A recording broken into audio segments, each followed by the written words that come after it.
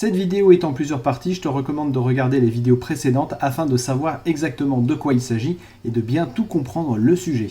Par la suite, le peuple d'Israël va voir sa soif étanchée grâce à l'intervention divine, puisque Moïse, sur l'ordre de Dieu, va frapper un rocher, le rocher qui n'est pas sans rappeler Jésus-Christ qui est le rocher, et l'eau va découler de ce rocher qui n'est pas là aussi sans rappeler les paroles de Jésus à la Samaritaine, comme quoi il est un fleuve d'eau vive. Cela représente aussi la nécessité d'être quotidiennement renouvelé dans notre relation avec le Saint-Esprit en le demandant à chaque instant. Par la suite, on découvre l'intercession de Moïse auprès de Dieu pour faire le lien entre le peuple d'Israël et Dieu, étant une préfiguration du rôle que jouera Jésus par la suite comme intercesseur entre l'humanité, l'Église et Dieu. Cette intercession est représentée de façon concrète. Il s'agit ici de la prière. Ensuite, on découvre que Dieu donne sa loi à son peuple.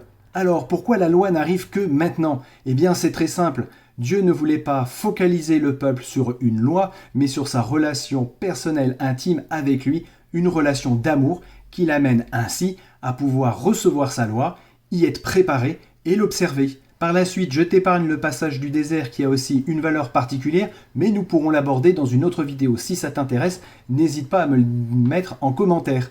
Le peuple d'Israël arrive en terre promise, c'est une préfiguration de la nécessité pour le chrétien d'être une bénédiction comme le peuple d'Israël pour les nations alentours. Il s'agit ici pour le chrétien de jouer son rôle de vecteur de communication pour Dieu autour de ceux qui l'entourent. En fait, il s'agit ici de l'évangélisation qu'en tant que croyants, nous sommes censés faire dans notre cheminement personnel avec Dieu. Alors reprenons pour ce cheminement avec Dieu, il est assez simple. Tout d'abord, accepter Jésus comme son sauveur, être repentant, passer par le baptême d'eau et d'esprit, se nourrir de la parole de Dieu, être continuellement rempli du Saint-Esprit, passer du temps en prière, obéir à la loi de Dieu et partager l'amour de Dieu autour de soi.